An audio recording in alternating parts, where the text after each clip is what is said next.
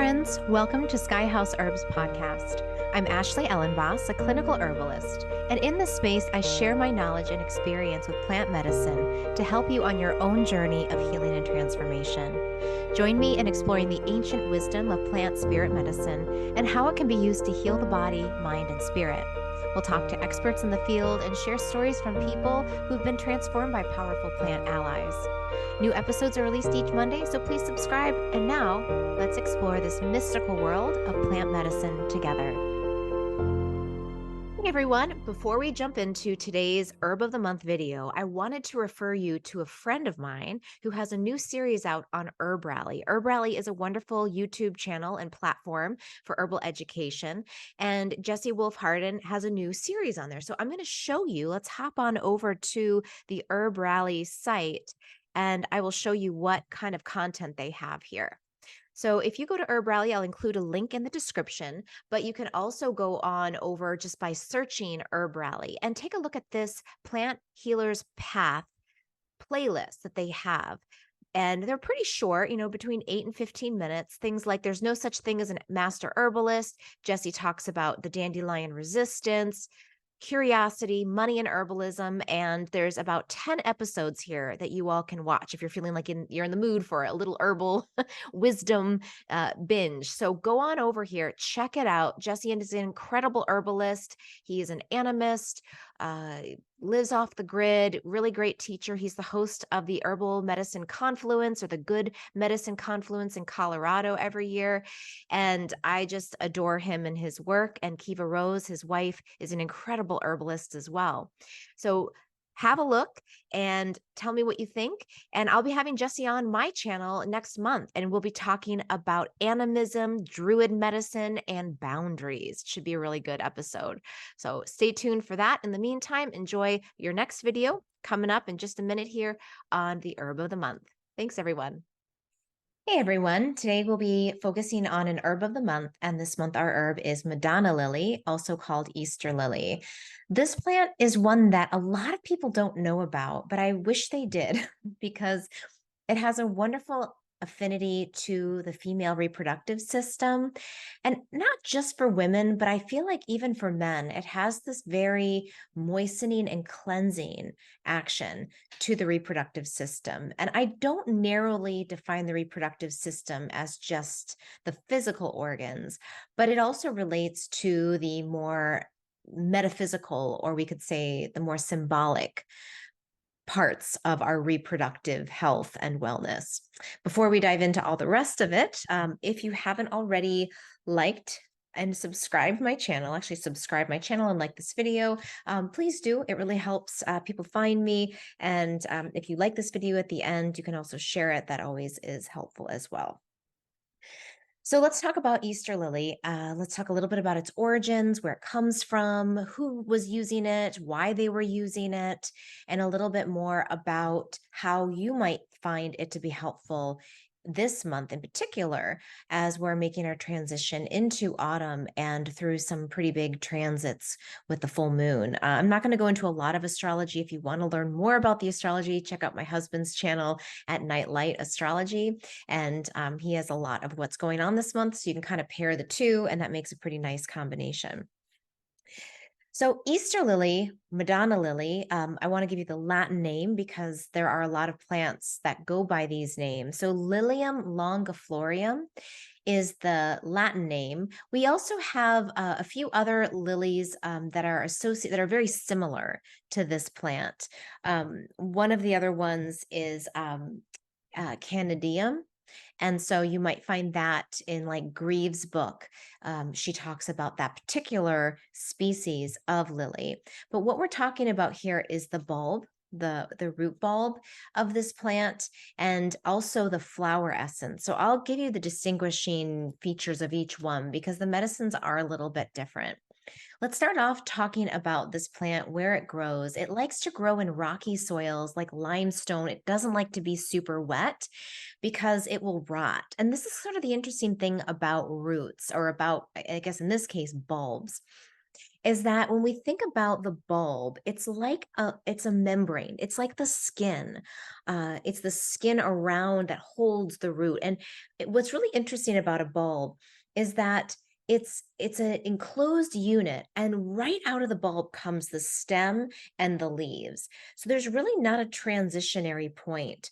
It's sort of almost as if the bulb is a mirror for the flower at the top, and then the connection of the two is through the stem. And the wet mucilaginous membrane and energy of that root bulb is what is really I think sets this medicine apart, because it's really good for the skin, and it's really good for the organs that, and I guess for the spaces that are spaces of transition, and where we have membranes that are interacting with different worlds or different spheres. So, like, what is above and what is below.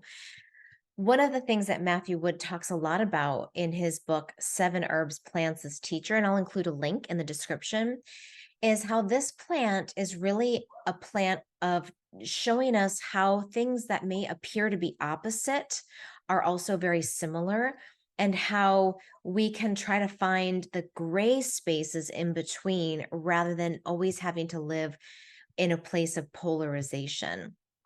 And so when we think about this plant, Madonna lily or Easter lily, I always think about, okay, where are the liminal spaces in our lives? And the creative spaces are certainly one that, it's like if you try to catch an idea before it's time, it will be elusive, it will fly away. Sometimes, a lot of times, I find with the creative process, you have to kind of sit and wait until that bulb is fully developed, because if you try to grab it too quickly or too soon, it will like disintegrate right before you. And so what Easter lily can help us do is it can help to cleanse the space while we're trying to build the container. And that's something that I've been talking a lot about in my videos, as in different ways of helping prepare our bodies for the fall and for this transition into autumn and winter here in the northern hemisphere, which is that there has to be some kind of purging, letting go, so that we can get really clear about the container that it is we're creating, and that we can feel really good and spacious with the container that we're moving into. And so, Easter lily, as a reproductive cleanser, is cleansing those creative impulses and helping us to discern between what are the things that we want to hold on to, what are the things that are valuable, and then what are the things that are, maybe excessive, or the things that are maybe not actually a part of the process that we want to enter into. So for example, if you have a creative project you're working on, not only is it important to figure out what is on the agenda, what is it that you want to create, but what is it that you don't want to create? What is it that you don't want to do? So this process of distinguishing what to keep and what to give and what to purge, you could say, is part of what Easter lily does, is it helps us make those distinctions. And that is really, really helpful when we're building a container.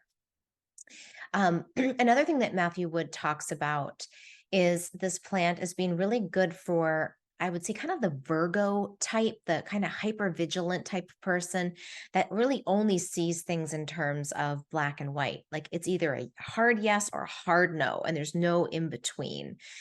And this is something that he talks about in his book as especially connected when it comes to sex, pleasure, intimacy, and the ability to have that sexual energy that is neither being repressed nor is it being overly given in a way that without any discretion.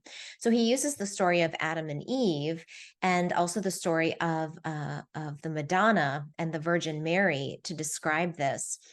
And in essence, what he speaks to is that often there are certain people and certain types of personalities, and I think probably all of us have this in some degree or another, where we tend to polarize between what is pure and what is clean and what is correct, and then what is sinful, what is lustful, what is overindulgent.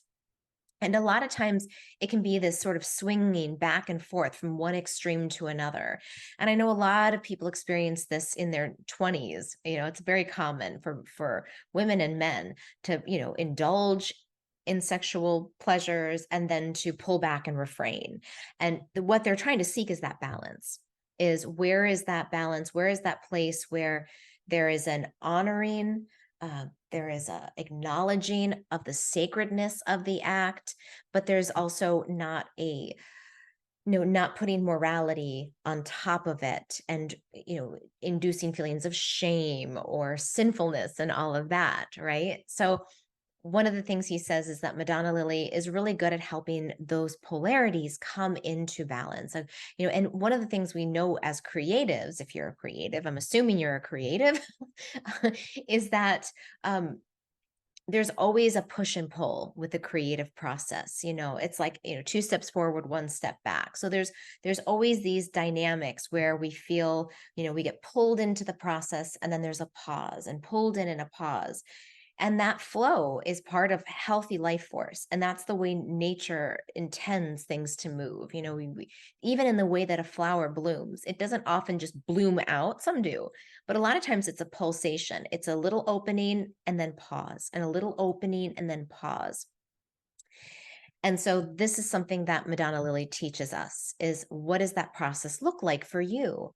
And what needs to be released? What old ideas, what old habits, what old foods, whatever it is that might be holding you back from experiencing that very natural pulsation of creative life force in your body, helping you to get a little bit more real about what is it, what is it that needs to be shed, like the little, on a root, or you can even think about in an onion bulb, those flaky layers, right, on the outside of the onion. Before you cook an onion, you have to peel away the really dry layers.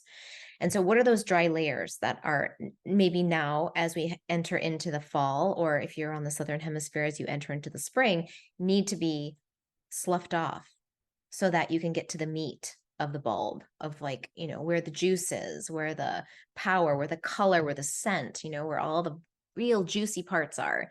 How do we get to that? But we can't get to that without some shedding. And so we can think of Easter lily as an ally in that shedding process. And then at the same time, helping us to be able to move into the creative process and, without getting stuck in, like, it has to be perfect or it's trash, right? Like, where's the medium where both of those things fall? I'm just going to read a few things from my notes, because sometimes I write things that sound better than the way I think. So I wrote about this plant. It is a deep yin tonic and has an affinity to the reproductive system, where it nourishes, cleanses, and moistens the reproductive tissues and the skin. It's also highly prized for its ability to dissolve cysts and tumors. And this is a really good one, because I've used this with clients who've had cystic breasts or who've had cysts in their ovaries. And it is amazing at how quickly it dissolves them. And I've had clients, and actually myself included, using Easter lily for 1 month at 3 drops a day, completely cleared my fibrocystic breasts, and they never came back. It's crazy. Sometimes I'm like, these herbs work. Imagine that. So that is one pattern I've seen work really well in my body, in friends' bodies. One time, me and 3 girlfriends who all had very similar things going on took Easter lily, and all of us had, 2 of us had fibrocystic breasts disappear, and the other one had some cysts on her ovaries disappear. So it's like, that was a really cool experience. And then as a result of that, I started using it with clients and seeing results there too. It is also really suited for those who struggle with balance, especially in terms of sexuality and chastity, conflicted feelings around beauty and sexual desire. And it's a deep yin tonic associated with the moon. So it has this very kind of lunar quality to it as well. It is sweet and cool. It is moist and mucilaginous. And it's really good for people that tend to be a little on the drier side, like kind of dried out tissues, when the tissues lack moisture and they lack oils in it. And here's where I will read a little bit about, let me see here, some of the historical uses. So, in traditional Chinese medicine, we see this plant being used a lot. It is classified as a yin deficiency tonic for patterns where there is a lack of fluids and that causes heat. This is sourced from a book from 200 CE written by Zhang Xiangjing called Synopsis of Prescriptions of the Golden Chamber. It's also used in traditional Chinese medicine and more modern uses to nourish the lungs, relieve coughing, has a calming effect on the mind, and can help promote relaxing sleep.